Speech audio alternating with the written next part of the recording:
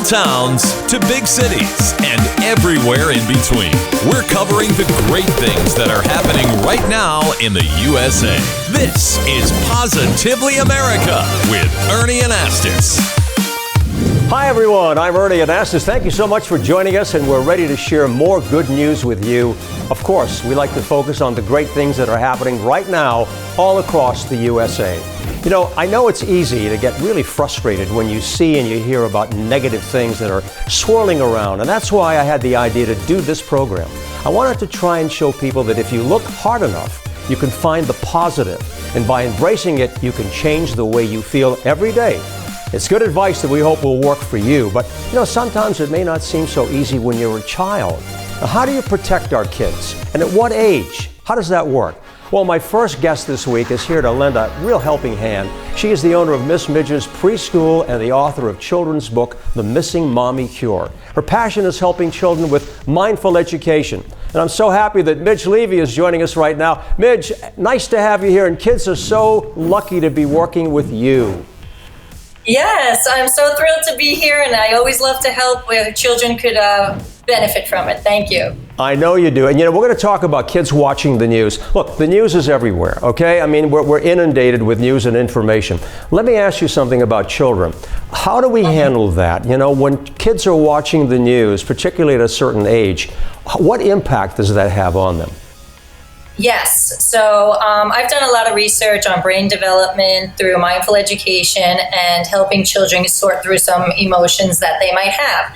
Right. So when children are watching the news, let's say if they're 3 or 4 years old, it impacts them a lot when they see anything that has to do with violence or abandonment or fire, anything like that. It could be traumatizing for a child.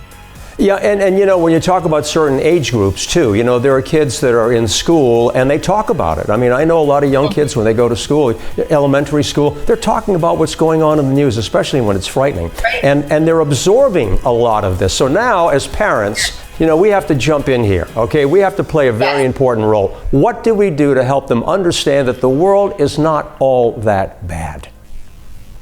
True. So positive news would be a great way to start, and that can actually counteract them seeing anything negative.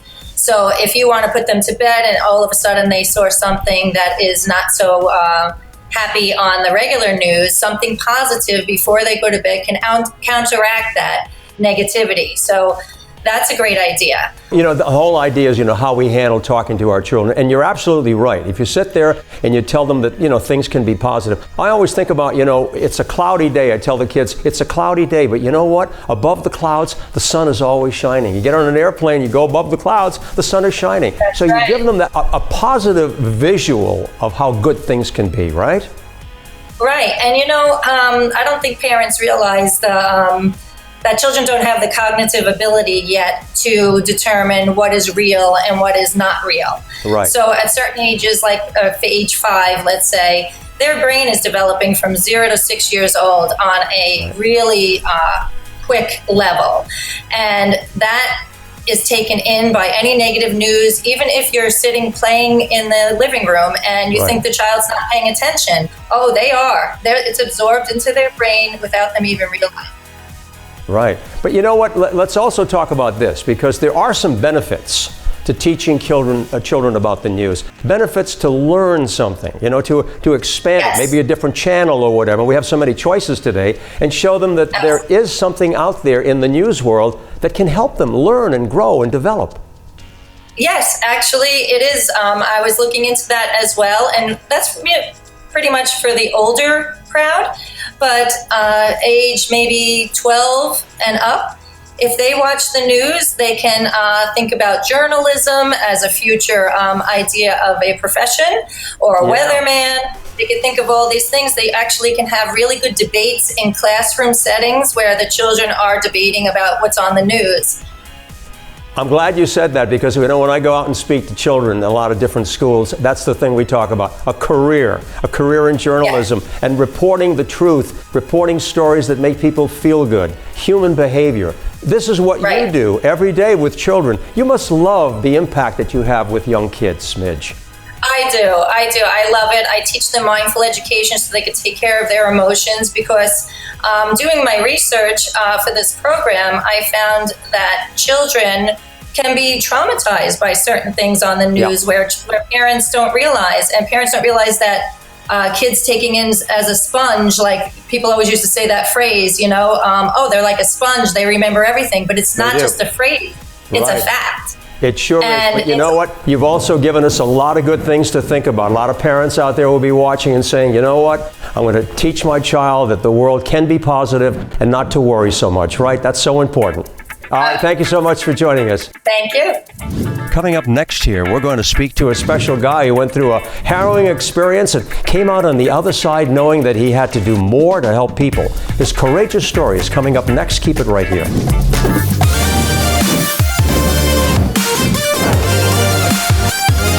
Welcome back, everyone. I'm Ernie Anastas. 16 years ago, life, as my next guest knew it, changed forever. As a TV journalist for ABC News while riding in an armored vehicle in Iraq, a roadside bomb exploded, causing severe injuries to him and his cameraman. After 40 days in a coma, he recovered from that life-threatening experience and has since devoted himself to helping support impacted veterans and their families. Let's say hello to American hero Bob Woodruff. Welcome to the show, Bob. Thanks for having me on. It's great to see you again. Nice to see you, my friend. And you know something? People really love you. You know that, don't you? You know, it's there's like always good things and bad things about being there on television. You know, all your mistakes are revealed, but also, sometimes people do kind of like you. So it's been an honor. It's been a great life, I have to say. You're great. You've been through so much, Bob. You know, Ernie, there have been some good things and bad things that come out of a tragedy like this. What happened to us back in 2006 when I was hit by that bomb. But I do tell people that I've been able to do something for the veterans that was needed to be done. There were so many that were young, didn't have the same kind of resources that I did, my family. So we just realized that we need to do something for the veterans that are wounded. And it's the most satisfying thing I've ever done in my life. Well, I can only imagine. And let's talk about the Bob Woodruff Foundation in support of veterans. Now, you guys have raised millions of dollars, helped so many, and people are supporting you, Bob. Yeah, what we realize is that so many Americans want to do something for the veterans that served our country. We've got new kinds of wars. Now there is no draft, so families are not really worried about their own family members or themselves to be called into the war. And also in 9/11, our country was invaded. So the treatment of the veterans is very deep. People want to do as much as they can for the veterans, but it's been very difficult for people to find the way to do it the best. So we created this foundation to show people what can be done, to bring together all of these organizations that have already been formed back all those years ago and make sure that people know where to put it and do something. So what is your perspective on life after going through what you may have really gone through, which was terrible? We're I think we're pretty lucky in so many ways. I mean, the country that we were born into, the kind of jobs that we've had. I think sometimes you have to realize that life can get better. I'm sure that the people know how to find the path that they need to try to make their life better. Sometimes I tell people that when I woke up after I was in Iraq, that I thought this was a wonderful, great life. I was in the hospital, and I realized that I was alive. Wow. There's a good chance that we were not going to survive this. But I needed to find a new path when I ultimately started to recover. I do tell families that things do get better, and a lot of times this is what you have around you. And if you have family and have friends that love you, I think that's really all you truly need. Absolutely. As long as you open yourself up to try to get a path for yourself that will ultimately lead you to to a dream that you've always had. And I think life is so positive in so many ways. We have so much news and tragedies and things that are sweeping across the country. But I also just believe a lot of that is there's a new way for people to communicate, in some ways a bad way.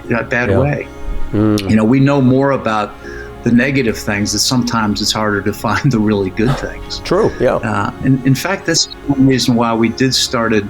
I did a program that was actually on Nat Geo on Disney Plus, which was, I wanted to show my son some of these countries where I'd reported about the war zones and what happened to the people there. And so every single country that's gone through war or some kind of conflict, that they have people that are living lives that are amazing.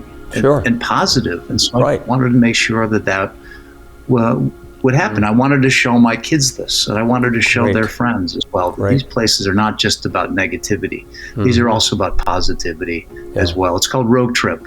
And rogue isn't a rogue country, not a road trip. And I want to show that to my son.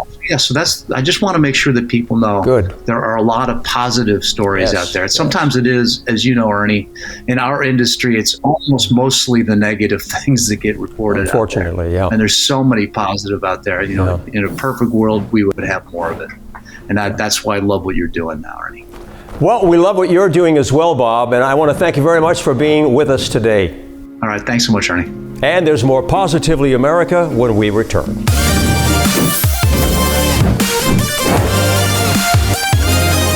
All right, here we are, and I just love doing this show, and I thank you very much for watching us. I know from talking to a lot of people that they really want to be more positive. They know it can help you live better, healthier, and longer, but they just don't know where to begin. And if that's you, well, my next guest is here to help us all out. She's a leading health and wellness writer and editor. You're in for a great treat. Here she is, Valerie Latona. Hey, Valerie, nice to have you here. A lot of viewers are going to benefit from what you're going to say today. I know it. Absolutely. Thank you so much for having me on the show, Ernie. It's great to be here to talk about such an important topic as positivity and being more positive every day and better health.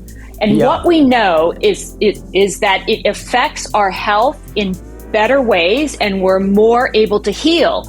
I think we had spoken about a woman that I talked to who had stage 4 cancer, and her diagnosis after 5 years was not great.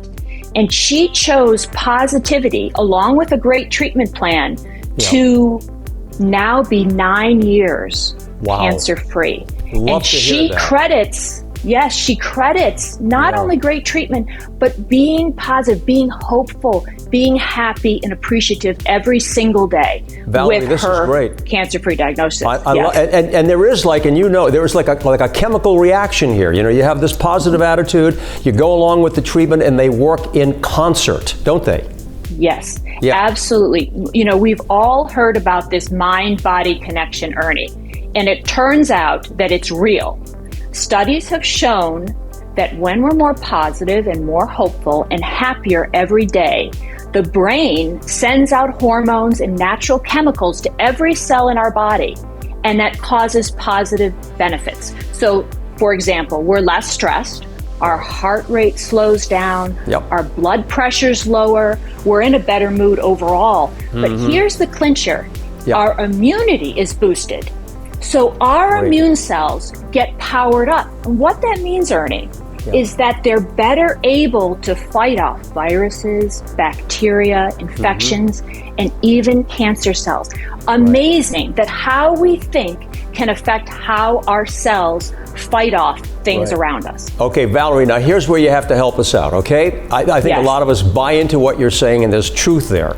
The trick is, how do we do it? How do we keep ourselves in a positive frame of mind? How does that work?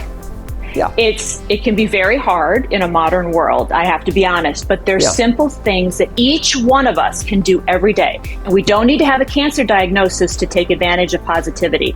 So, number one, take tech-free time, right? So we know that social media and most news, not this show, but most news can be negative. So if we shut down, power down for 5 minutes every day, and just be more mindful, be more appreciative of the things that we have. How our coffee tastes in the morning, the sounds of the birds chirping outside, the sounds of our kids playing. We forget the things that we have to be grateful for. So take tech-free time, 5 minutes every day. Okay. The next thing, smile more. Ernie, it's such a simple thing, as you know, right? That smiling affects positive changes in the body and on our cells. And here's the incredible thing, Ernie. Yeah. Studies have shown that even if we force a smile, we don't feel like smiling, but we fake a smile, it works. we still reap the benefits in the body. So that's right. Just smile. Simple. Good. And the other thing is surround yourself with positive people. We all know people who tend to be negative, right? Yep. But if we can surround ourselves with people who are more positive, we are more positive and hopeful and happier, right? So Absolutely. Now the other important thing is that we have to find something to be grateful for every day. We all can find something small to be grateful for. We know the more grateful we are, the more positive we are and the healthier we are. Right. They have shown that people who are more grateful actually have less doctor visits over the course of their entire lifetime. Good so stuff. we see this firsthand, right? Yeah, absolutely. You know what? You've given us such great information, and you would talk about gratitude. We're grateful to you, Valerie, for sharing this information, and it's the kind of thing that people can use, and I know that you love doing what you do. Thank you, Ernie. Have a good one. Oh, you too. Take care. All right. After a short break, the amazing Billy Floyd is asking America, do you believe the best things in life are free? See what people are saying and compare your answers. Coming up next. We love watching Ernie on Positively America. Hooray! We love everything on Positively America. We love Ernie. Yay! Welcome back to Positively America. I'm Billy Floyd. Today, we're asking America, do you believe the best things in life are free? Yes and no. I like going on vacations with my mom. I like happiness. I like sports and stuff like that. How about a high five? Is that free? Is that good enough? Yeah. Yes. And what are some of those things? Well, your family, your friends, just being able to be alive and healthy are all positive things, and I think those are free. I do. And what are some examples? Family. Family, love, hugs, all that good stuff? Sure. Yes. I think the best thing is the nature, that whatever we see, that's the best thing which is free for everyone. Yes, they are. Give me some of those things. What do you think? Going for a kayaking. Walking on the beach, hiking in a beautiful trail, seeing the vistas at the end of the trail. Seeing the sunrise. Seeing the sunset. Seeing the rainbow that's going to come out here right after it stops raining. Oh, these ladies can't stop. And being thankful that I can wake up every morning. Yes, I do. Yes, I do. What's free? What do you like? The love of my family. I believe the same with my family, my husband, my country. Alrighty, that's how America's feeling. We'll see you next time on Positively America. I'm Billy Floyd. Thanks, Billy. You're having fun and we're enjoying it. All right. I really enjoy sharing this moment with you. It's really important to me. It's all about the wonderful journey of self-discovery. That's what I'm talking about. I'm asking you, do you really know who you are?